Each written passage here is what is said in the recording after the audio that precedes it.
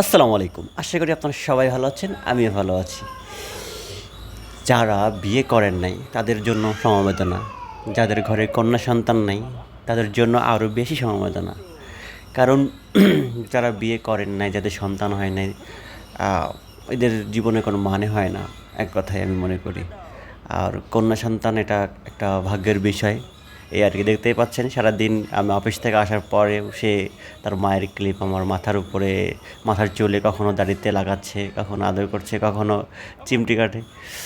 আর ওর এটাই হচ্ছে মানে জীবনের সার্থকতা যে আপনি যত টাকা ইনকাম করুন না কেন, যদি আপনি জীবনে বিয়ে না করেন, বাচ্চা-কাচ্চা না হয়, আর যদি আপনার একটা কন্যা সন্তান না থাকে, তো আমি ওই জীবনে কোনো মানে মনে করি না। আলহামদুলিল্লাহ আমি জীবনে কি হতে পেরেছি বা না পেরেছি, অ্যাট লিস্ট কন্যা সন্তানের বাবা হয়ে হতে পেরেছি, এটাই আমার কাছে আলহামদুলিল্লাহ।